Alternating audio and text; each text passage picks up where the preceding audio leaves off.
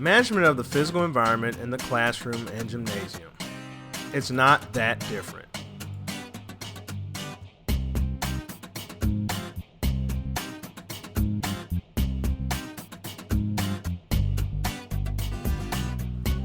Brophy defines classroom management as actions taken to create and maintain a learning environment conducive to successful instruction, which includes arranging the physical environment of the classroom, establishing rules and procedures, maintaining attention to lessons, and engagement in academic activities.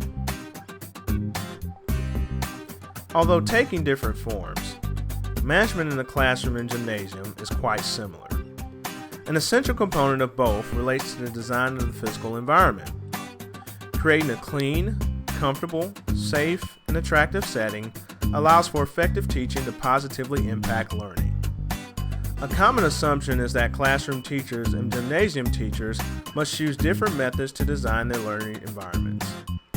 While it's true that these teachers in these settings present information in different forms, attention to the basic structure of the physical environment enhances a climate of classroom discipline. Fritz Steele in 1973 coined 6 functions for organizing the physical environment. Now, of course, when Steele looked at these were looked from a business perspective in terms of organizing space for workplace conditions. What we're going to do right now is look at these 6 functions in terms of how it relates to the classroom first, and also how it relates to the gymnasium. There's security and shelter, social contact, symbolic identification, pleasure, task instrumentality, and also growth. Security and shelter serves the most basic function in all instructional environments. When we have classroom subjects such as art and science, this security is maintained by following state guidelines regarding hazardous materials and placing potentially harmful supplies out of the reach of students. When we look at entry and exit routines, we look at those in terms of procedural type of routines or using them in emergency type of situations. One less obvious concept is that of psychological orientation, and that it gives students the impression that the environment is a safe place to learn. In most of our classes, things like stuffed animals, movable chairs, and specific textures can be used to increase this psychological security. Social contact pertains to the interactions among students. We typically find that the way we configure desks and rows makes a big impact on how students socialize with one another. Also, another point to kind of keep in mind is accounting for differences in gender, race, and culture. Configuring desks and rows in ways that can kind of get more people interacting with one another has an impact on communication skills and the overall level of expectation in the class.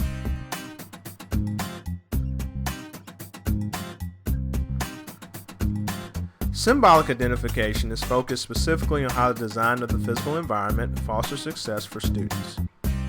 In traditional classrooms, learning objectives and rules are the most prominent postings. In more progressive classrooms, it is more common for teachers to utilize wall space for artwork, maps, and students' accomplishments. These materials can also be posted in other prominent areas such as by student desk, next to the pencil sharpener, or by doors. Placing student potential at the forefront breeds further success because students are provided with specific examples of how success is obtained. Pleasure emphasizes students' ability to enjoy what they are doing in their learning environment.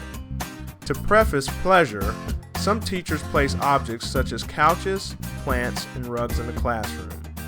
This creates a welcoming and comfortable atmosphere for students. Task instrumentality focuses on how the physical surroundings specifically help students accomplish tasks. As discussed in the section on social contact, planning begins with placement of desks, chairs, and instructional types of equipment. After that, care must be taken to plan lessons that do not compete with school distractions, such as holidays, testing, and other school programs. These events throughout the year generally promote high amounts of traffic and stress, which can contribute to unusual behaviors that our students exhibit. Growth is the last function that has relevance for the classroom. In particular, this function deals with how the environments discussed previously play a role in children's development. Development, whether it's cognitive, emotional, or social, is in many cases a very difficult type of concept to measure. Classroom teachers generally strive to stimulate development by presenting opportunities for children to explore, observe, investigate, and discover. Now that we've discussed the 6 functions of the physical environment in terms of a classroom, the attention now is going to shift to the focus on the 6 functions in the gymnasium. As physical educators, maintaining security and shelter in a gymnasium brings about a unique challenge that involves the resources that students use. As a parallel to hazardous materials found in the classroom, we as teachers in the gymnasium must eliminate ways by which students have access to equipment. The threat of students hurting themselves or others is lessened by securing areas where equipment is located, keeping a record of items borrowed by other teachers, and developing rules regarding appropriate times that students use equipment during instruction. In addition to serving as part of a procedural routine or emergency situation, entry and exit paths serves as visual reference points by which a teacher can instruct students to report to begin or end activity for the class. It's important that we keep these paths designated, ingrained in the procedures of what we do, and free of obstructions. Attention to detail on this matter need to be practiced not only for management purposes, but for the purpose of avoiding legal action should someone get hurt under our care. Like the classroom, the gymnasium is also a place where principles of psychological security can be demonstrated. We as teachers have the opportunity to acknowledge the group and individuals as they work in front of peers and involve the class in setting and adhering to goals that are posted in our gymnasium. Greeting students upon their entry and exit can promote a climate of dignity and respect. Younger learners in our settings can benefit from using foam mats and balls, as well as having bright accents for the gyms to complement creative lesson plans and props. Social contexts in physical education, gymnasiums differ in that there are no desks per se for students to be assigned to, but this doesn't mean that the importance of what we do is lessened. Opportunities exist for teachers to spread out students by instructing them to report to designated areas in the gym. Physical educators have the opportunity to improve upon social contact by allowing students to work in groups to complete activities and changing groups regularly to pair students with different skill abilities with one another. Symbolic identification and pleasure in the gymnasium can be witnessed by having postings of signs, progress charts, rules, and goals in visible sight. Having sections in the gym dedicated to presenting highlights of activities and student accomplishments aid in keeping students motivated. Another way that students can personalize space is by displaying materials that reflect the cultural backgrounds or personal athletic interests of the students in the program. As in the classroom, this attention to detail helps educate students by fostering appreciation for differences. Physical educators can continue to contribute to the appearance of the gymnasium by putting up signs, posters, and pictures, which include age-appropriate models and themes. However, care should be taken. The final 2 topics are task instrumentality and growth as it pertains to physical educators. Task instrumentality in a gymnasium leaves the opportunity for physical educators to answer several questions. First, will the lesson for the day's activity dictate that the child participate in independent or cooperative work? Second, are students required to rotate from one station to another? Third, will activities take place in the gym or outside?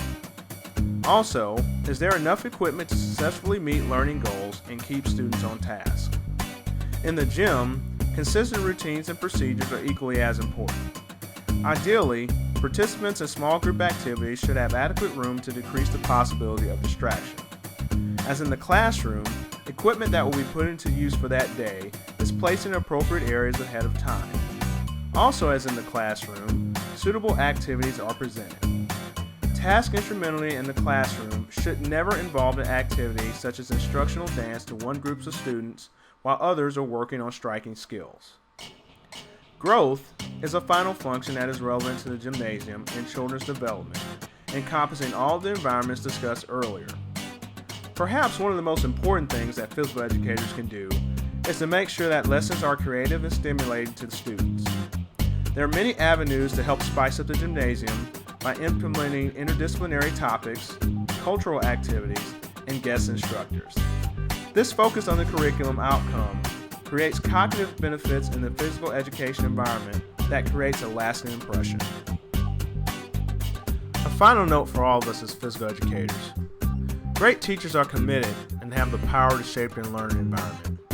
If we pay attention to this learning environment, we as teachers can help meet the needs of our students and present education that is engaging, fun, and rewarding for everyone.